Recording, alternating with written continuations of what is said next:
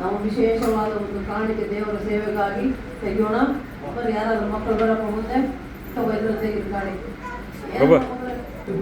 ಕಲಿಗೊಂದು ದುಡ್ಡು 10,000 ಕಟ್ಬೇಕಂತ ಹೆಂಗ್ ಮಾಡಬೇಕಪ್ಪ ದೇವ್ರೆ ನೀವೇ ಹೊಸ್ಕೊಟ್ಟಿದ್ರೆ ನಾನು ಸಾಕ್ಷಿ ಒಂದು ಅವ್ರಿಗೆ ಏನು ಮಾಡ್ತಾರೆ ಏನು ಗೊತ್ತಲ್ಲ, ಒಂದು 6,000 7,000 ಕಡಿಸ್ಕೊಂಡು ಅವ್ರಿಗೆ ಒಟ್ಟಿಗೆ ಮಾತಾಡ ಸ್ವಾಮಿ ಅಂತ ಅಂದು ಮನುಷ್ಯನಾಗ ಅನ್ಕಂತೆ ಅನ್ಕಂದು ಅಯ್ಯಪ್ಪ ನಾಳೆಗೆ ಊರಿಗೆ ಬಂದ್ಬಿಟ್ಟು ರೊಕ್ಕ ತರಕ್ಕ ತಿರುಗಿ ದೊಡ್ಡಗಟ್ಟಿಗೆ ಬಂದು ರೊಕ್ಕ ತಗೊಂಡು ಇದು ತಿರುಗಿ ಬಂದು ಆಯ್ತು ಬಂದಟ್ಟಿಗೆ ನಾನು ಓದಿ ಮೇಡಮ್ ತಕ್ಕ ಹೋದ್ರೆ ಅಮ್ಮ ತಾಯಿ ಏನ ಮಗಳು ಕೇಳ್ತು ನಾ ಮಗಳು ಒಪ್ಪಂದು ಸರಿ ಒಪ್ಪಂದ್ರೆ ದೇವ್ರಿಗೆ ಒಪ್ಪಿಸ್ಕೊಡ್ತೀವಿ ಏನೇನಾಗಲ್ಲ ಅಂತೇಳಿ ಮೇಡಮ್ ತಕ್ಕ ಹೋಗಿ ಮೇಡಮ್ ನಾವು ಬಾಡೋ ಮೇಡಮ್ ಆಟೋದ ಹೆಂಗೆ ಬರುತ್ತೆ ಮೊನ್ನೆ 2,000 ದುಡ್ಡು ಕಟ್ಟಿ ತಿರ್ಗಿ 10,000 ಎತ್ತಲ್ಲ ಮೇಡಮ್ಮ ಅಂತೇಳಿ ಅಂತಕ್ಕೆ ಆ ಮೇಡಮ್ ದೊಡ್ಡ ಸಾರು ತಗೋದ ನಡಿ ಅಂತ ಕರ್ಕೊಂಡೋದು.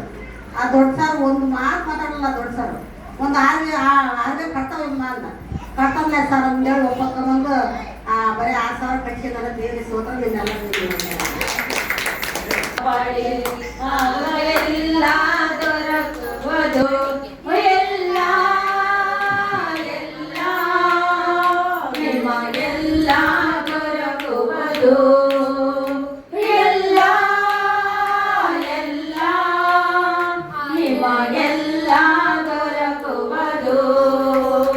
ದೇವರ ರಾಜ್ಯಕ್ಕಾಗಿ ನೀತಿಗಾಗಿ ತೌಕ ಪಡೆಯಿರಿ ಆಗ ಎಲ್ಲ ದೊರಕುವುದು.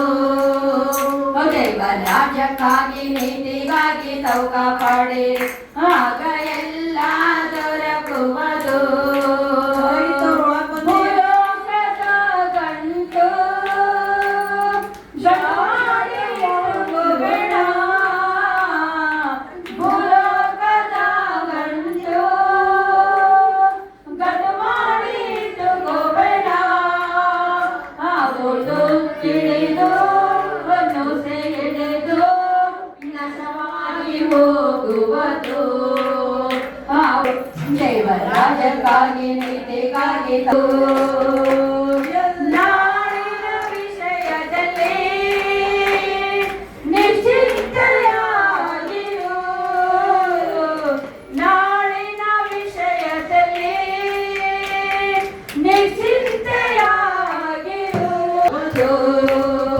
ದೇವರ ರಾಜ್ಯಕ್ಕಾಗಿ ನೀತಿಗಾಗಿ ತೌಕ ಪಡೆಯಿರಿ ಆಗ ದೊರಕುವುದು. ಪರಲೋಕದ ಗಂಟು ಶಾಶ್ವತವಾಗಿರುವುದು.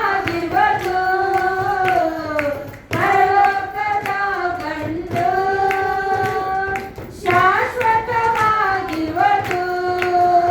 ಅಲ್ಲಿ ಕಳ್ಳರು ಇಲ್ಲ, ಕದಿಯುವರು ಇಲ್ಲ. ಅಲ್ಲಿ ಕಳ್ಳರು ಇಲ್ಲ, ಕದಿಯುವರು ಇಲ್ಲ. ದೇವರ ರಾಜ್ಯಕ್ಕಾಗಿ ನೀತಿಗಾಗಿ ತೌಕ